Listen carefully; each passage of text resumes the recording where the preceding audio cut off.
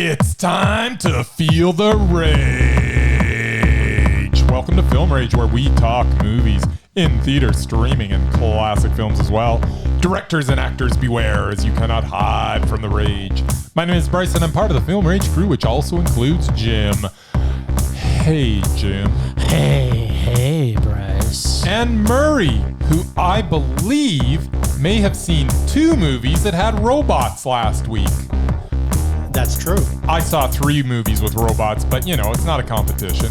So, who did you like better, Merman, Charles or Socks? I would have to go with Socks. Yeah, Socks was pretty cute. Okay, so with the introductions out of the way, let's rage on. I know it's not a competition, but I have the biggest robot.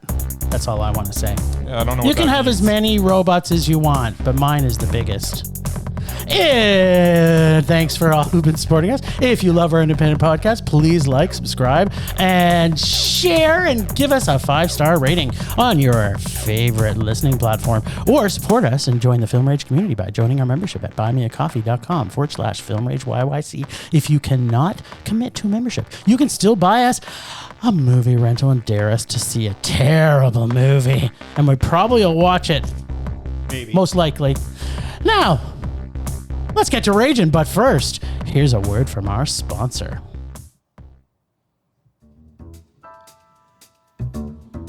Hey Bryce, what are you doing tonight? I'm going to my favorite cinema, Canyon Meadows Cinema, to see the best second-run movies at the best price. What? How inexpensive are they? Regular price is $5 Pizza. They do, plus a lot of other great food choices. Plus, I'm planning my office Christmas party there. They can host a plethora of options for any get-together. Gaming, movie, drag show. Drag show? Now I know where I'm planning my next party. Hey, maybe you think there's a Liam Neeson or a superhero movie planned? I hope not. But maybe there'll be a great independent documentary. Sure. Call CMC at 403-670-5444 to book a special event or go online at canyonmeadowscinema.ca.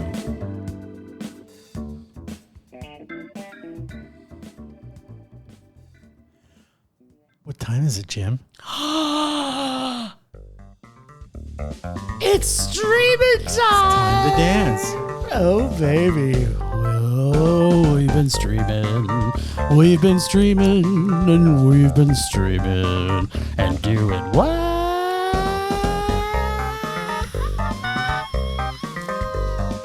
Yeah, we were streaming, Jim.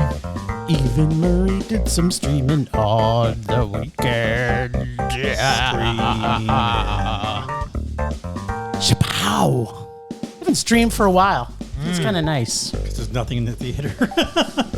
Actually, this was the one weekend where there was lots in the theater, but for some reason, Jim said, you know what? I really want to see these 2 movies, so we're doing it on the podcast. And since no one complained, we still did. There you go. All right, so we started with Cha-Cha Real Smooth.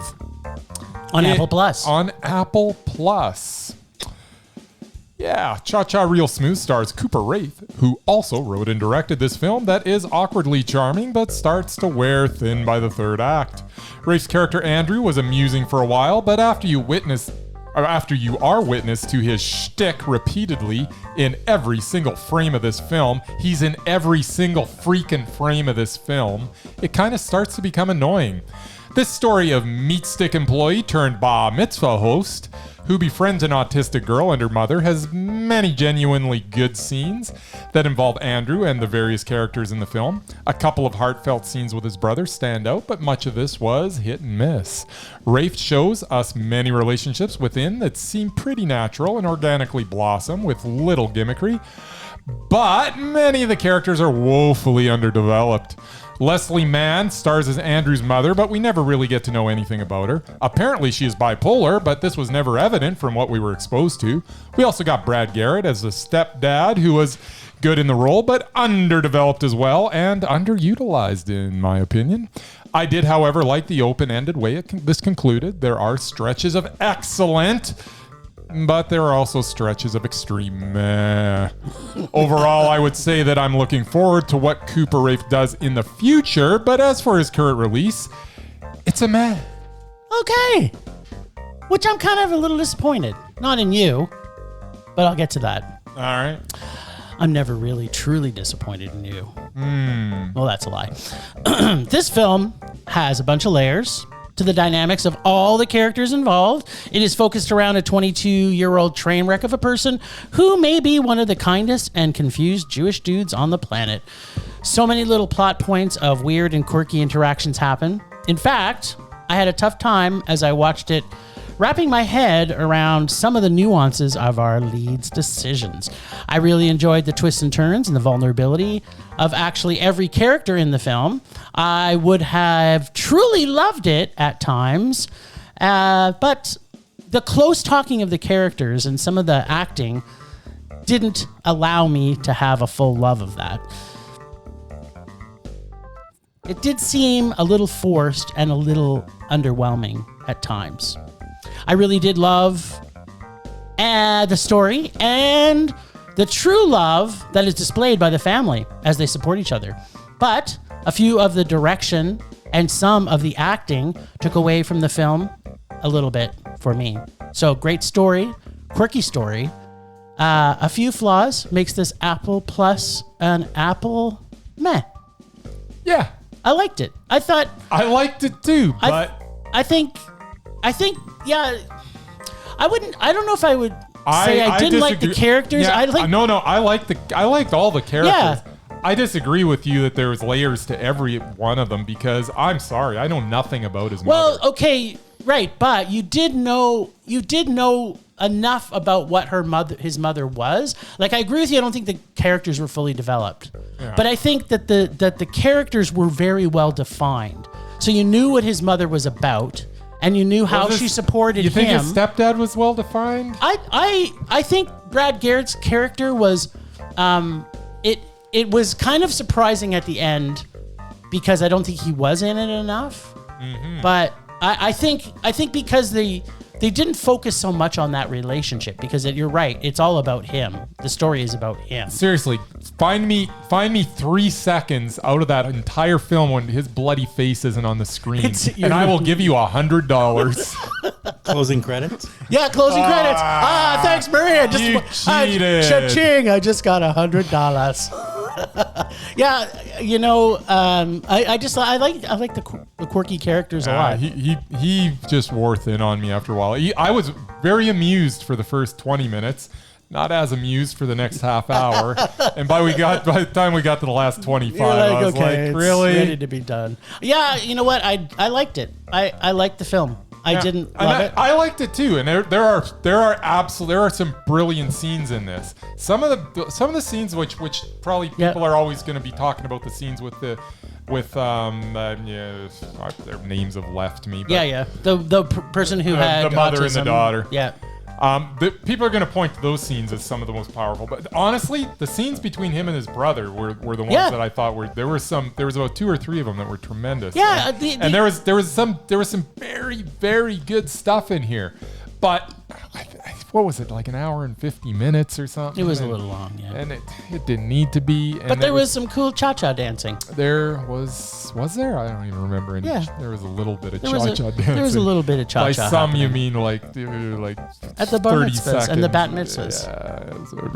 Yeah. So an hour and 50 minutes is only 2 minutes of dancing in this movie? Probably. Yeah. I mean, the title is just who he became. Yes.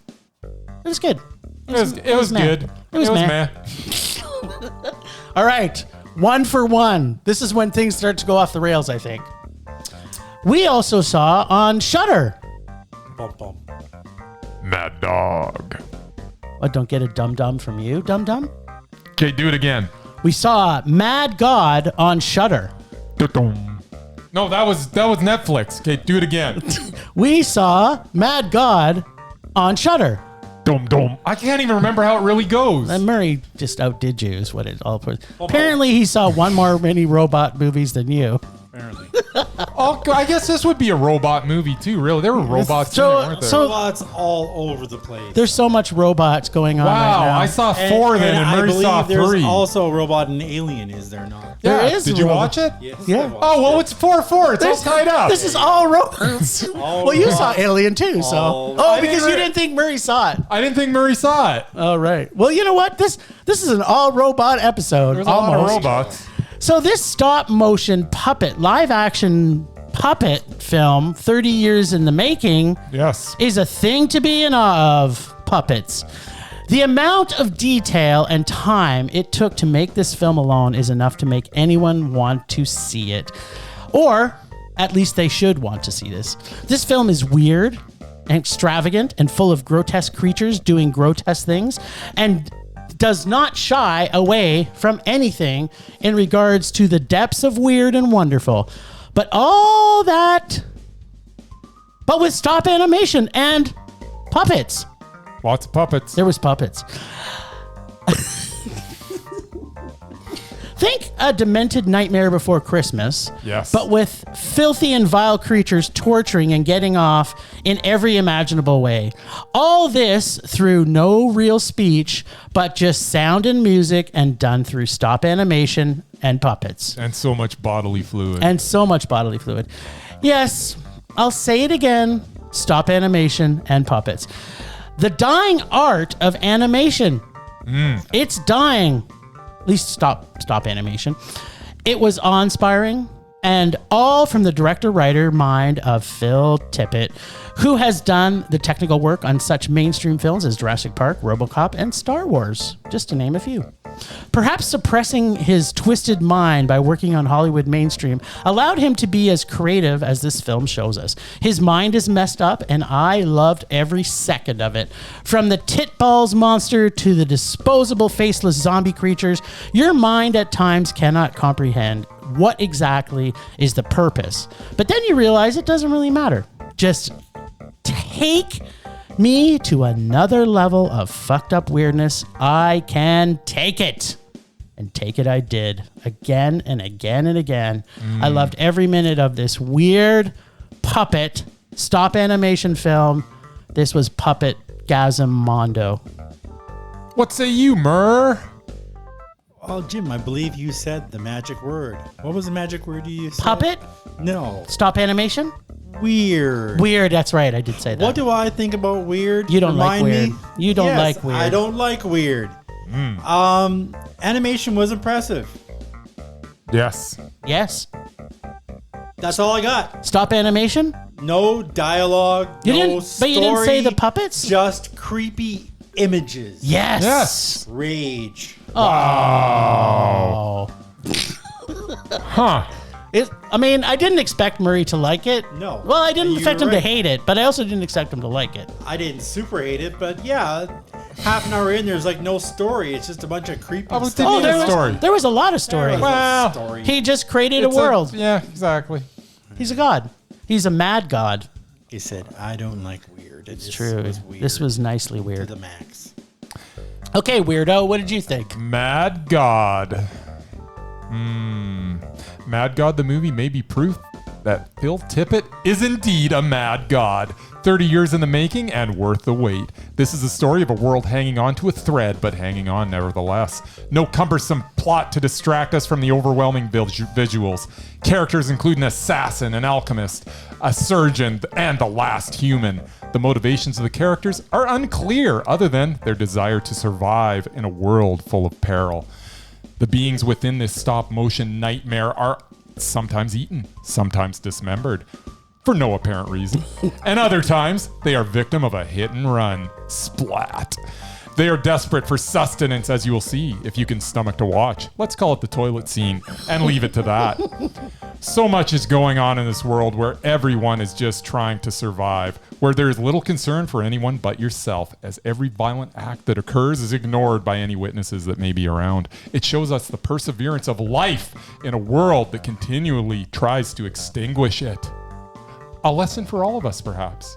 I'll take that lesson. This was gross and perverted and dark and brooding and violent and dirty and pessimistic and amazing and wonderful, and the most importantly, It was Mondo. Yes, it was. It was a total tip-it-gasm Mondo. Oh, I could not. I'm sitting there going, I don't even know what's going on, and I don't care. Which normally you care, because you get confused easy. I am just letting this whole thing. That's me. Oh, man. No, he gets confused easy, too. Half the things that comes out of his mouth is, what is happening? You know what? In this case, I was going, what is happening? And I like it. Yeah. Oh, my God. When the Tit Balls monster came out, I was like... Everything in it is just like warping my mind, man. I know. And it's great. I want to live inside that puppet stop animation So good. fest of deliciousness. Yeah, this is a lost art to steal stop motion, and he just nails it. It was so Took him good. 30 years. Yeah, well, and he was just basically working on it on the weekends and getting people volunteering their time. He's So, actually working for a living. yeah. I tell you, He was if busy. you're gonna spend 30 years on a movie, at least Make it make this it one. good. Make and it this one. And this was so good. I love this. Yeah, so did I. I watched it twice. Good for you. Well, that was it we got for streaming. Yeah. But you know what? We got to go to the cinemas. We always go to the cinema. We do. Always. Even when we have to nothing there. watch terrible, terrible remakes or sequels or superhero movies. But we didn't have to do that this No, week. we didn't have to. But I think you guys did something like that. Not really. But Maybe. kind of. Well, who knows what Kinda, Murray's going to sorta. talk about on the Murman Minute? I don't know. Yeah, it's a real secret. Is it? A little bit. Oh, I guess I'm up first. I just noticed that. Yeah. Yes. Sure. Put me on the spot. You mean like the agenda that puts you on the spot? Yeah, but usually when I'm first, I have to actually do a description of the movie. Yeah, we saw Brian and Charles, which is a British/comedy, heartwarming type deal, and it's some nerdy guy inventor who basically invents himself a robot to talk to. Another robot? And they make him out of a washing machine and a dummy's head. And So much robot. then Too much miraculously, robot. he just comes alive, like through no fault of the inventor. He just kind of all of a sudden comes alive for no reason. I don't know how that happened. It's but- magic. Yeah. So yeah, it was like his best friend, and he talks to the guy, and yeah, then things kind of go south. And then they go north. or And north. then they go east. When the And whole then town, they go west, too. And then they depends go how, north again. I will say I was pleasantly surprised to see the appearance of, I can't remember her name, but played his love interest. She was on my favorite detective series, Oh, okay. aka Sherlock, Okay. for Lucy Liu? 4 Is that her seasons. No, Oh. she played Different Sherlock. I don't know. She played Molly Hooper, who was the coroner, who was basically in love with Sherlock for like 4 years. But Nice. Anyway, but I like her. She was good. Yeah, it was cute for the first 30 minutes. I didn't really like the whole bully storyline. I know you don't like bullies. Main character was way too much of a wimp.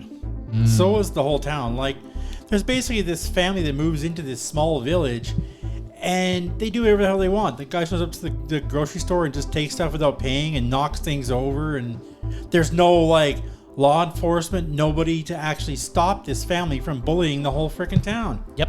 And yeah, spoiler alert, basically they steal his robot. And he just lets them. So that's basically the story. Yeah, I didn't like the ending too much. It was a meh. That was it? You didn't like the ending and it was meant? No, it was cute for a while, but then I kind of got over it. Well, apparently you haven't been to Wales. I have not been to Wales. Because I think it's like this in every place. I have been Wales, to isn't it? England a lot and in small town England, but yeah. As have I. I've never been to England. Or Wales. But the places I've been to are still civilized enough to not let people like this get away with that stuff. But I've also Well, never small, been to Wales. small This village towns is not like sometimes don't have a police officer because they don't have the money. But Bryce, what do you have to say about Brian Charles and the second robot movie of our second robot episode? movie Is it only the second? Oh, I guess think it so, is. yeah. so far. 2 out of 3 ain't bad. Meatloaf told me that. Yeah. He also said, I would do anything for love, but I wouldn't do that. Maybe that's a robot. That's a robot too. Brian and Charles was written by David Earl and Chris Hayward, who also star as the 2 lead characters. What? One is an inventor who brings his random thoughts to life in the form of inventions such as a pinecone bag, which is literally a bag with pine cones glued all over on it. Yeah. Or an egg belt, which is a belt that can hold multiple eggs. Exactly. He also has a cabbage bin, but I'm pretty sure he didn't invent that one. He just eats a lot of cabbage. He does eat a lot of cabbage. So does a robot. I don't know how that robots works. eat Yeah, I don't know how the cabbage. robot can eat either. That kind of got beyond me, Well, too. cabbage is, easy to eat. The other lead character is Charles, who is one of Brian's inventions. He is a robot with a thirst for knowledge and cabbage. The comedy is offbeat, with some of my favorite moments being Brian just staring into the camera after Charles has done something either unexpected or beyond what Brian thought he could do. I enjoyed much of the time I spent with these friends, although I was hoping for a third act that delivers like the first 2/3 of the film. This was an inventive and enjoyable film with many laughs and likable characters to root for. This was a high meh. Okay. I also had a problem with the whole talking to the camera thing. Like, He's being interviewed. Yeah, but who's it? Why is he That's being interviewed? actually, that's the best part. It's the fact that You never find out. it's almost like a mockumentary, but Yeah. it's like well, yeah, because who's following this guy 'cause the around camera 24 guy- hours a day? Who isn't following the this camera guy guy? actually asks him stuff. Yeah. I know, it's fantastic. So it isn't like he's just breaking the fourth wall. No, you no. can tell he's being interviewed. Yeah, He absolutely is. I don't get Absolutely. why, but that. Whatever. And I don't either. Because he's a but unique character that deserves to be watched. I just want to know why more people weren't interviewing. Why wasn't there multiple cameras? That's what I want to ask. So this is the story of friendship, innocent love, simple folk, and of course, cabbages. Cabbages. Oh, cabbages. You're so awesome. This is one of those movies that if you go to it with the right frame of mind, that frame that believes in miracles and fantasy and the unbelievable, you will, like me, sit with a smile on your face for the entire movie. Well, except for a few minutes of bad guys being dicks, which, to be honest, was expected and predictable with the foreshadowing that they introduced. But the fantastical of this film and the heart of Brian and Charles Perchescu makes up for a lot of the foibles of the obvious predictability in this story. This is one of those films that will be fun for everyone who sees it. And in my opinion, this film will be seen in the same light as films like The Princess Bride or Wizard of Oz. Well, maybe not that powerful, but it is going to be a family favorite for sure. This is not necessarily for everyone who sees this film, I think. But I think these two lovable scamps are so much joy to behold all the way through this movie. I kind of have a tendency to a little bit agree with Bryce about the third act, but you cannot see loving these two characters. They're just, even with their misgivings and some of it, I couldn't unpack my joy through this whole film. So because I had a smile on my face for the entire film, this made it all the way to Mondo for me. I know there's flaws. Yep. And I was very easy to overlook it just because I just couldn't stop smiling the entire movie. And if a movie keeps the smile on my face, I don't care if there's a few flaws in it, I will overlook it. That is absolutely fair. It was quite enjoyable. I think there's a few things that we could probably unpack on it. Such as? Just like the fact that it's such a simple idea for this movie, and it really just holds you together with the two main characters. Yeah, it's just the interaction between these two that keeps the whole thing afloat, and it's delightful. There's no other way to describe it. It's just delightful. It's like every time Charles would say something, it was kind of just like I couldn't stop giggling. Yeah, well, as I say, I mean, every time that Brian would look at the camera after Charles, I mean, that just got me almost every time. He was so well, like it was so well done. Like he just seemed like he was so simple and in awe that his genius of portraying that character was just like it almost like. Is this a documentary now? I think it might be just a documentary. It really it felt like it because they were so natural. Those two. Yes. Some of the side characters. Yeah, the bad dudes, maybe to Murray's point earlier about them, being dicks and being taken care of. They're boring. It's kind of like makes the plot seem a little weak, but at the same time, I have a feeling this is more of a family favorite type movie. Yeah, I guess. Right? It wasn't made for like adult audiences only, because I think you could take your 10-year-old to this and they would enjoy it because it's cute. They're not being dirty. There's no gratuitous sex, which I was a little disappointed with. Who wouldn't want to see robot The sex? robots? Yeah. Right? Sure. But yeah, it was why are you making a robot unless you're going to fornicate with it? Exactly. That's true. 100%. If I made robots, that's what There would be some fornication involved. fornications. Why else would you make them? Exactly. So that's another robot. It's 2 robot movies down. 2 down. Yes. The next one, I don't think there was not one robot. There were in no it. robots in this. Well, let's just skip it I'm then. glad I missed it then. No, let's definitely not skip this. All right. The movie we're referring to was the robot-free Montana Story. Montana Story invites us into an intimate story that reveals itself slowly as a family's secrets surface. It's hard to say for some reason. Say that 5 times fast. This is very well written, and every character gets the development that they should. Owen Teague as Cal and Haley Lou Richardson as his half-sister Erin give natural, heartbreaking performances that anchor the entire film. Every frame of this film was layered, as it took me in unexpected directions, and I genuinely had no idea how to feel throughout a lot of it. There are scenes that start with trepidation and mistrust that evolve into moments of connection. There are scenes with raw emotion, such raw emotion that I found myself entranced by the depth of the situation. The pacing of this lets you reflect upon everything. It does not rush to conclusion.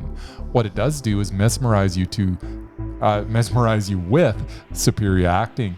Superior acting. I am having time. Say that 20 times fast. Trouble talking today. Sing it out loud then, baby. What it does do is mesmerize you with superior acting and amazing writing. This film is the reason I go to the movies, as every now and then I get a gem like Montana Story. It shows us that filmmakers do not need a big budget, just a good script and good actors. This is really all you need to create greatness. This was perfectly paced, emotionally draining, superiorly acted, and written. This was a mondo. Nice. I struggled through that, but I got there. You made I got it. to the You end. climbed the mountain. You climbed the Montana mountain. I only stuttered in 17 times. That's what happens when you write too many paragraphs. You just gotta, go from. That's the great. Go from your genitals. Go from your guts. That's what we were talking earlier. I love this movie. Robot genitals. Good. Loved it. Yeah, it's not very often you get a story as deep and unraveling as this. It takes its sweet time to progress from a beginning of confusion and disarray to clarity and redemption. By one small breadcrumb at a time, this story has deep characters, even the peripheral ones who are so well acted. This story so heavy and at times overwhelming and frustrating, but oh so satisfying.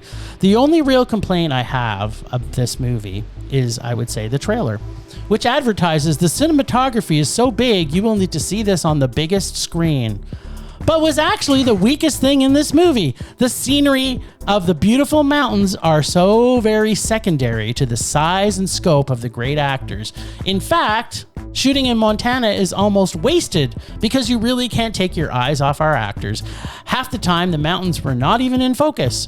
The music fits the surroundings so well, and as does the sound, but really, they become background again to the writing of this amazing dialogue. Montana, the place is big and vast and beautiful, and the movie is Montana Story Mondo. This film was so surprising actually. I didn't even want to go to it. I know you didn't. It was so like you can tell this is so budget, but not budget in a way that it looks cheap.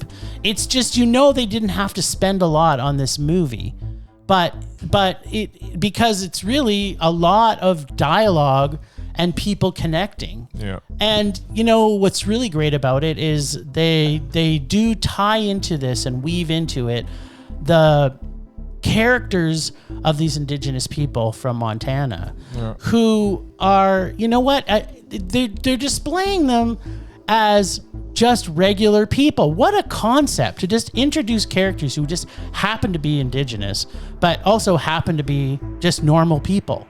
You know what I mean? Like they didn't try and make this about the issues. They bring up some things, obviously, to bring to light about what's happening at Standing Rock and things like that. They don't beat you over the head with it. But they're not. It's so natural, and every single one of the actors. That's the whole thing. Is every single actor in this movie was perfect. Yeah, like there wasn't a bad performance. The casting was amazing, or even a mediocre performance, or a performance that you go. Yeah, they could have done that a little better. No, there wasn't. Every single, this was so well cast, so well acted. I was just blown away, and I am so excited to watch what Owen Teague is going to do next. Yeah. This guy is so good, and I didn't even know I liked Haley Lou Richardson. I've seen her in some stuff, but she went to another level in this as well. Yeah, everybody was great. When you have this type of dialogue in writing skills, I don't know what else has he done. Who's that? Owen Teague? Yeah, or Scott. Oh, the Scott McGee, the writer, director, producer. Yeah. I did read about it, but I don't remember. He did what Maisie knew. Mm-hmm. Uncertainty. A couple movies now I have to go back and see. Yeah. Obviously. You know what? These are the things. This is an independent film. Yep. So thank God for our art house cinema. That's what I want to say. No kidding. So if you can, go out and find Montana Story, buy your ticket, and just sit back and enjoy. It is so, so good. Climb that mountain. All right. All right, then. Well, there was actually another movie in the theaters that had robots? That wasn't on our list. And why is that it wasn't on our list? Because it was animated and it was a kids movie. Exactly. And made by Disney. Yes. Well, we'd still see Disney movies if they weren't for kids. Because I enjoyed I guess it would be the sequel. This is the prequel to it. I thought I'd check it out. That was Lightyear. Lightyear. A robot movie. Well, Buzz Lightyear.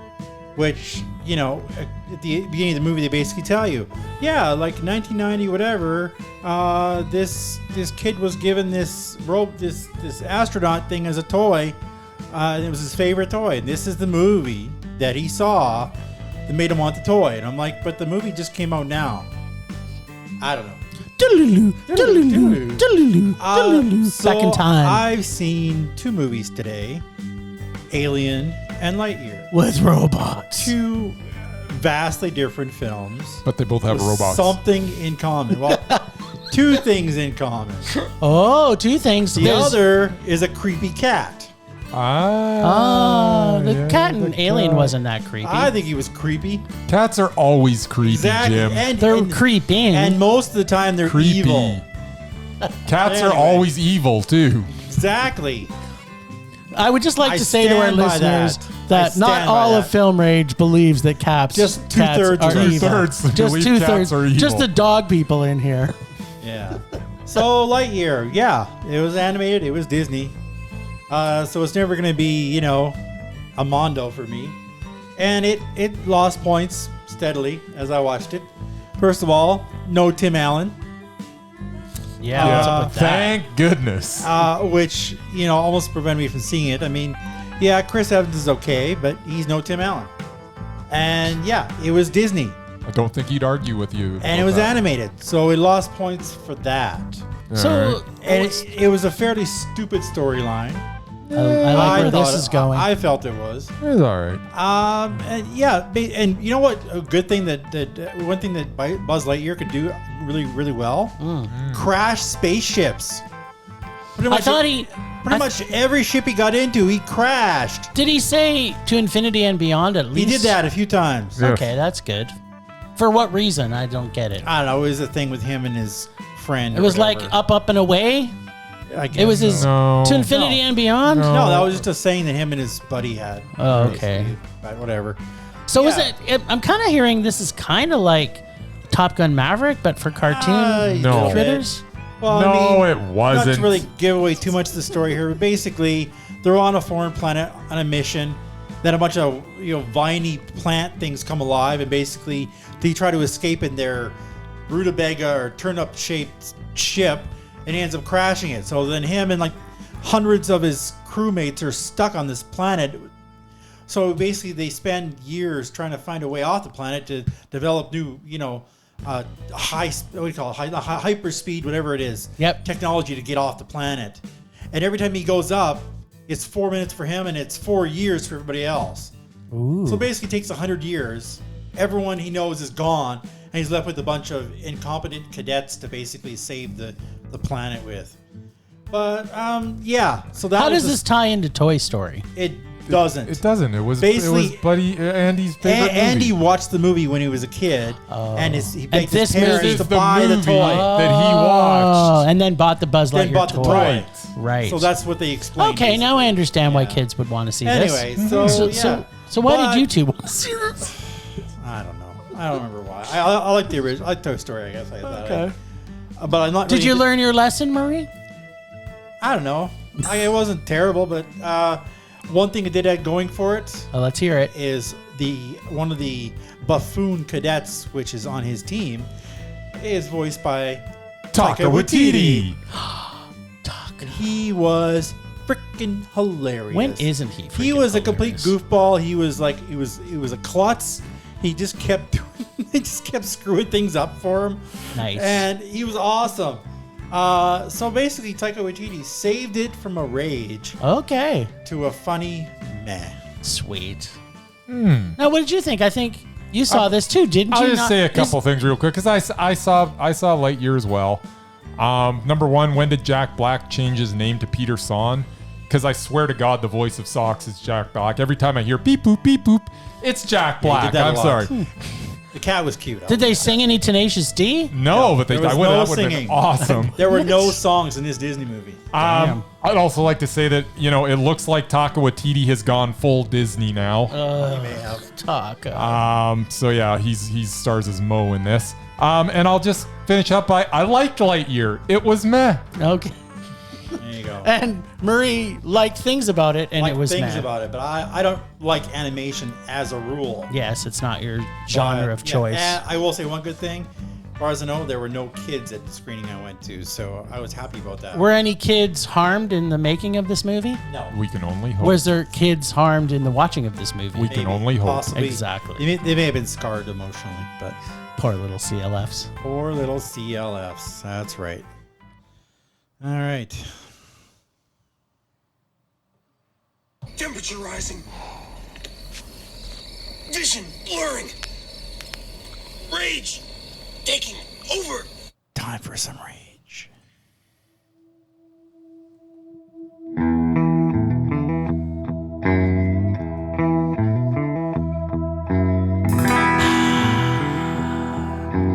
Sweet, sweet, sweet rage. You know what I'm angry about the most this week, other than Putin? Is we saw two amazing films in cinema.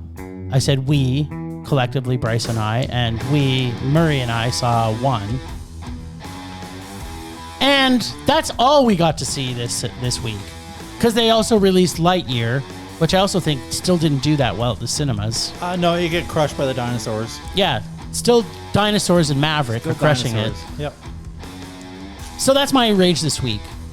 More Is movies. why can't we see more movies like Brian and Charles and Montana Story in movies? That's ultimately my rage. Just those don't make money, Jim. I know, but That's if the bottom people, line. if real other people that are walking the street going to see these other crap, So his rage is also Fantastic. that people are stupid. People are stupid and go to stupid movies, which is an Maybe. ongoing thing. I think that's part of your rage. no, That's it. well, I can't. They're I mean, shelling out their money to make Jurassic Park. Jurassic and Top Gun Maverick. Or Top Gun and Maverick That's where above- everyone goes to those. I don't think our listeners are those people because they wouldn't listen to us if they were looking for us to give praise to those mainstream movies. I'm sure so someone I out think there- maybe that is what I'm I'm sure complaining someone out about. there liked Top Yes. Gun Maverick as much as I did. I don't know. A few people did, I think. But yeah, you know what? Like, this is now we've hit the summer solstice. It is. And I don't think I've seen a blockbuster. Have I seen a blockbuster that I've given a Mondo to yet? don't Yeah, think but so. you don't enjoy blockbusters though. I like blockbusters that are good. Yeah. But what? When's that happened? That's Why a is good Brian and question. Charles not been a blockbuster? Why isn't the Montana Story a blockbuster? I believe the term is limited release. They should have been filling that with cinemas instead of. You're starting to piss me off, Jim. Why is that? Talk to your local cinema. You'll find owner. out soon. Oh, okay. Well, then I'm done with my rage. That's all I Gee, want would to they say. possibly be related? No, I know he's got something other juicy up his I sleeve. don't know.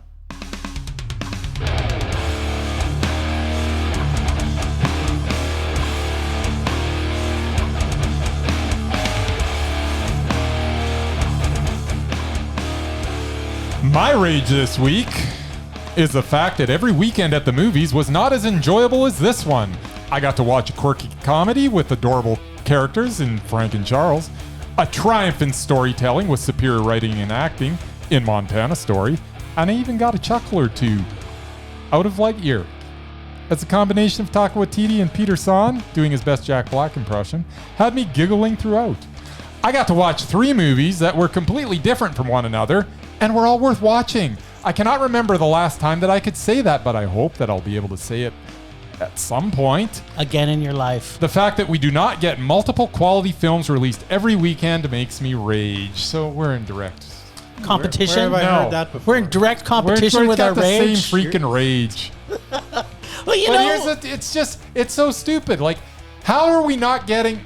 There's got to be movies that are being made out there that, other than Blockbuster, like, I've raged about this in the past. It's But the what summer. happened to the days when you had Blockbuster come out with 2 other movies that were the other options? yeah. That's gone. It's like Blockbuster and nobody competes against them. And then you might find a slot there like this week where there's not a bunch of Blockbusters, where you might sneak your little independent film in and hopefully yeah. it does good. And that's crap. Yeah, I don't like it. And you think we're now in the time frame that last year's festival films should be now starting to hit cinemas. Yeah. But instead they're throwing them right to streaming.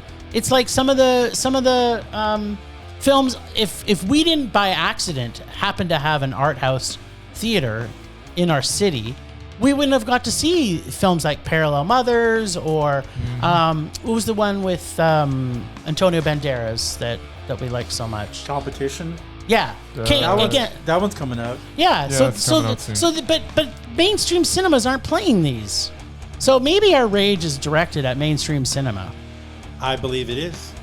Maybe that's what it is. I believe it's directed at. I think we both knew that. At the major movie theaters who honestly don't give a crap what we think.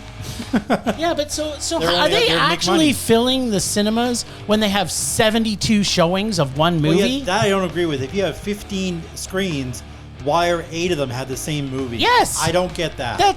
That's what makes it so stupid. That I don't agree with. But yeah, because I mean, even if you gotta,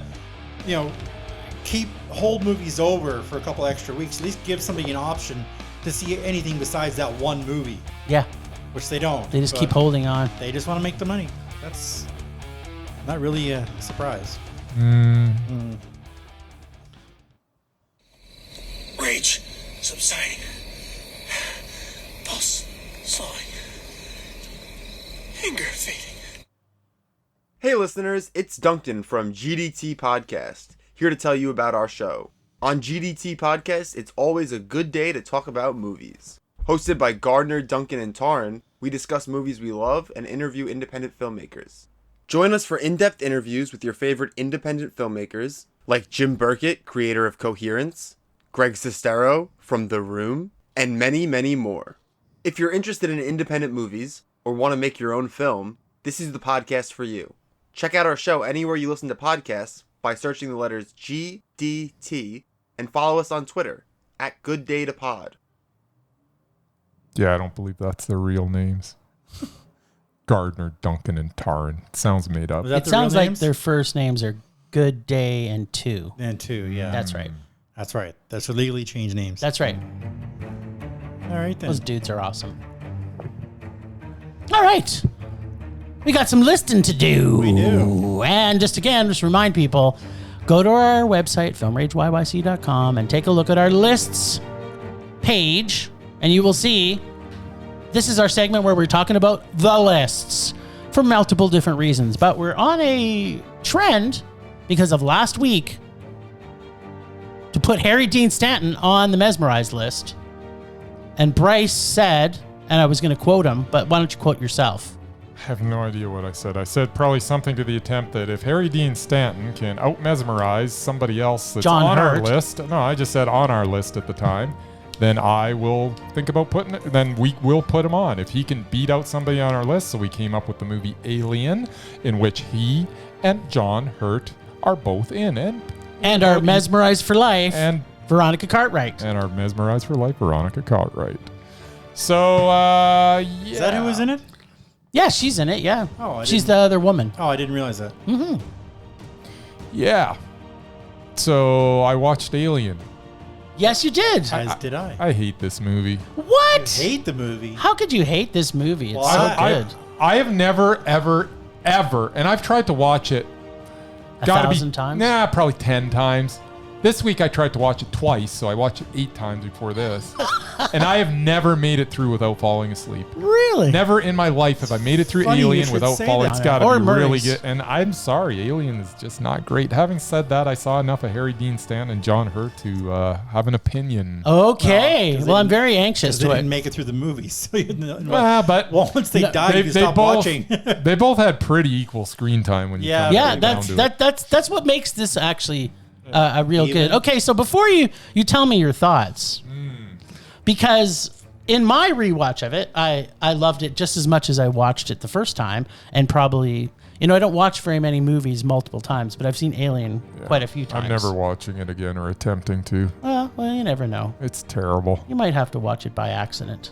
It's just dumb. But you know what? What actually made me, when I was thinking this, I was thinking, as much as I think John Hurt is amazing, and I think we all agree that Harry Dean Stanton is also amazing, I actually think they were outdone by Yaphet Kotto. Black dude. Yeah. Absolutely. So I agree too.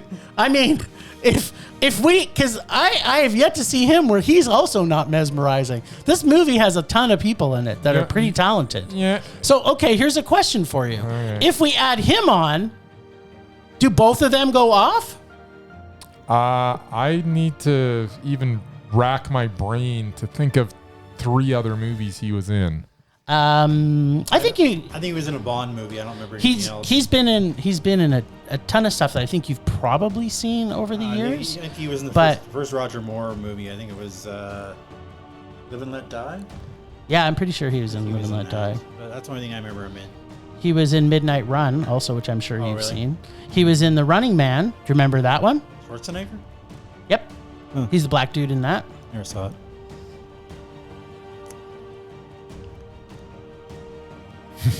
I'm just going. He's been in a lot of TV. I don't know. I That's the couldn't, problem. I couldn't tell you his name, but I know his face. But yeah, I haven't seen a lot of stuff. But yeah, he was, out of those 3, he was definitely the best character. Yeah, Murray's got it. He's in Live and Let Die.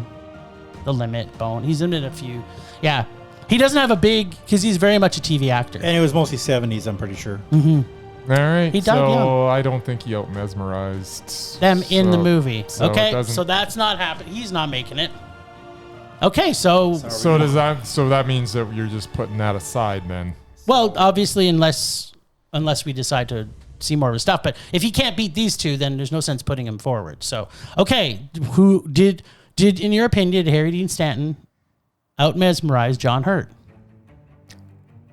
Yes.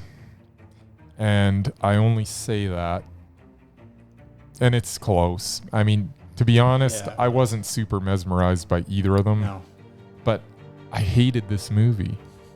It's terrible. But we know that doesn't matter if the acting is there. The acting was there. Actually, the acting was there on Harry Dean Stanton. This is the worst I've ever seen John Hurt in my life. Yeah, He was it's not good. his best He's role. not good in this. It wasn't. So- Which, I mean, you see 1984 and you're kind of like, Yeah.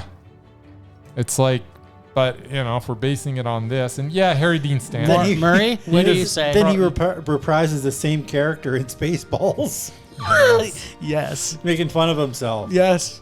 He's awesome. Oh, I can't see that. Oh, Harry Dean Stanton. Okay, well, Like I said, I hate to say this because I love John Hurt so much. It hurts me to say this, but I'm afraid, John Hurt, gone. you're gone. All right then. Well, And Harry is on. Harry's back in the ballpark. Yeah, if I ever need to fall asleep again, maybe I'll watch Alien. Yeah. Okay. It's a good nighttime movie. Yeah, if I like really need to get to sleep. Well, the problem is I was telling Jim is I only saw this one today. I saw Aliens like 20 years ago, whatever it was, and that one is like high octane. And, jokes all over the place. And this one, compared to that one, it's like, It's a serious it's sci-fi, a serious, low sci-fi horror movie. Yeah.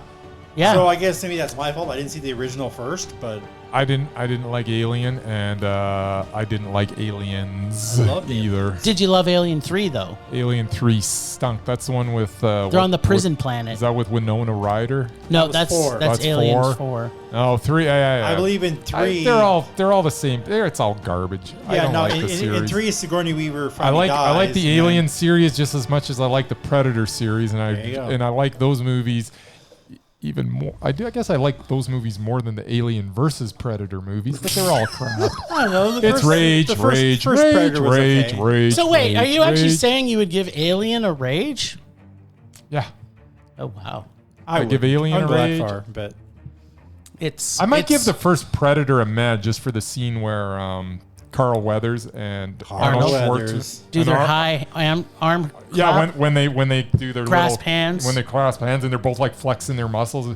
That scene alone just Is made me worth laugh it. so Makes- hard. it- Makes the whole movie the worthwhile. 2 seconds of the I don't movie- even know what happened after or I- before. It didn't matter. I love your rating system. It's just it's good. literally That made it- that it's made it a literally mess. the most consistent it's thing just on random. our show. Yeah. You can set your watch to it. That's right. If there's a stupid scene, Bryce will change his rating. Nice. Well, the only other thing I have is to remind us, because I know I didn't have the strength to watch an Alicia Silverstone film, but just to remind us, we will eventually be watching Sister of the Groom. You will. I don't think I will. You might want to see it, Marie, because I think You this wanna have might your be two- your type of movie. it could be you might save her from the list. I guess the big question is if I can watch it for free, because I ain't paying to watch this. Are you hearing that, I'm listeners? sorry I I paid haven't $5 even, I to haven't watch even Alien. attempted to look for it. Listeners, please go to our Buy Me a Coffee site so Murray can see this GoFundMe movie. so I can watch this movie. That's Yeah, right. There you go. That's good. All right. That's enough for the list this week. We All had right, then. Yeah, I got nothing for this next week. we basically just did a swap out. Yeah. Yeah, we did. So I Have you got any assignments for us? No, for next because I had no idea. Well, now you've got Harry Dean I Stanton. had no idea Murray. what direction we were going. Nah, 'cause nah. we wrapped up Christopher Yeah, Walken and it was- then didn't really have another direction to go. As I so- say, one of these days we got to pull out the big guns and start just absolutely Frances obliterating. McDormand. either- I was going to yeah. go with Viola Frances McDormand. Davis. Yeah. I was going to go with her next, but I think you should go Harry Dean Stanton because he's got a Harry Dean big Stanton? repertoire. Okay. I'll have a look. Murray will find us something for next week. Sure. All right. All right.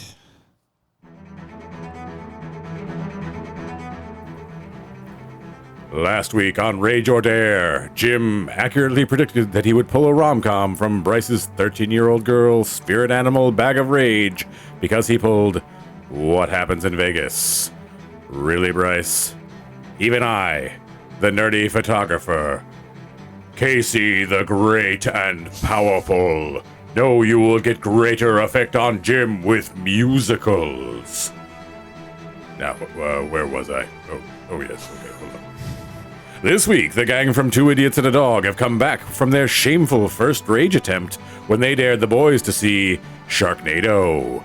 This time, they have a cinematic release they are certain will bring the rage when they dare Jim and Bryce to see the 2018 Robot vs. Kaiju action-adventure Pacific Rim Uprising.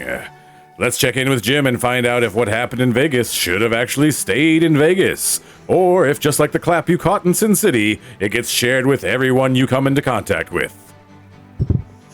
More robots. More robots. It's a robot summer. Oh, everyone knows I love Vegas. As do I. But that doesn't mean the word Vegas is synonymous with fun. Well, not anymore after seeing this movie. Although Jason Sudeikis is hilarious. As is Rob Corddry. As always. Plus, Zach Galifianakis and the Queen herself, Queen Latifah. But funny how the other two main people in this film are not. And yet they are the two main people. I must mention, unlike Bryce though, just because some of the funniest people who are in fact hilarious in this movie has two leads that are exceptionally awful and in fact repulsive for the entire movie. Basically, stupid, annoying, and man-child Kushner. Is that it? Ashton Kushner? Kushner? Couchner? Whoopee cushion. Whoopi Kushner gets fired by his own dad because he's a doofus, and annoying, repulsive, and bad acting Diaz gets dumped by Sudeikis in a very, very funny scene involving butt stuff. That's right, Bryce. Butt stuff. Then they go to Vegas, and the rom-com stupidity starts. Oh, with sprinklings of funny by supporting cast. You know, actually, that I'm thinking about it now, there was quite a bit of sprinklings of funny in this. I may be changing my mind. Maybe this wasn't as bad as I'm remembering it. I mean, supporting cast was so funny. They basically took up 10 minutes of the film. And those 10 minutes were amazingly funny. How long was the film? It was really long. I can't remember. It was like 2 hours. Those 10 minutes might have been worth my 400 scene points I used to watch this movie. Did you use 400 Wasted scene scene points? points That on is this? awesome. Yes. Oh, man. Yes, this was pretty okay and pretty funny. I think was this it? was actually, maybe it was a meh. I'm kidding. course It's you are. not. I don't rate things like Bryce. When a movie is unwatchable for an entire movie but 10 minutes, it doesn't make it anything but a rage. I agree. You literally, I couldn't have written this any better. He literally said the clasping of hands, which probably took 1 minute or 30 seconds, changed Predator from a rage to a meh. But that was one of the great moments in cinematic history. That's different. Well, Jason Sudeikis' butt stuff breakup with Diaz was also pretty breathtaking. Yeah, with the completely nonsensical plot, really bad comedic timing by our two leads, and oh yeah, the whole movie minus 10 minutes. I really forgot how awful these two are, especially when they're together, which makes this movie not just a rage, it's a double rage. They were both so repulsive. If they're not both on our repulsive list, they should go on our repulsive list. One of them should. I know one of them's actually on our... No, he's not. He's doubted. He's on our doubted. Because I won't put him on the repulsive list because I don't find I him think repulsive. maybe you should Plus, watch this movie. I have a feeling after his next release, he's coming off the doubted list because I think that movie looks great. It does look pretty good, actually. We'll see. He just has to get it to Armando. That's all. Yeah, anytime you want to bring up Cameron Diaz as repulsive on in that segment, I will. You can bet we'll be talking about Cameron Diaz next week. Okay, well, yeah. And she's so bad she retired from acting. Yeah. Which is kind of unfortunate, but fortunate at the same time. Maybe? Sure. All right. So I guess next week we don't have to do any pulling. We're going to be watching Pacific Rim Uprising. All right, then. Which, if I seem to remember, was completely awful. I'm sure it was. I remember it not being as good as The first Pacific one. Rim. Yeah. Which I wa- also wasn't that great. I watched the first one. It's good. It's actually not bad. Yeah, it's really good. It's not bad. But the second one, Not so much. it's pretty rage-inducing. Not so I'm pretty much. happy with our two idiots and their dog. Yeah. Yeah, We'll see. They've redeemed themselves. We'll see. Well, yeah. Well, we'll see. Oh, thanks, Ragers, for listening. Thanks to the Extended Film Rage family, who you can find in our show notes. Special thanks to Casey from The Nerdy Photographer for the voice of our Rager Dare. And powerful, Casey. Yes, powerful, Casey. Find us everywhere on social media at Film Rage YYC. Check out everything Film Rage at filmrageyyc.com, including our merch site for Redbubble and TeePublic. Buy some stuff and make us happy and get Murray to be able to see some terrible movies with us. We're always wanting to make this a raging blast for all listeners, so please comment, like, and subscribe, and send us emails to filmragecalgary@gmail.com. Dare us to see terrible movies to fuel our rage, but no matter what you do, please, please, please, please, please, pretty please, please, make us rage. That's it for this week. Rage on! Rage on.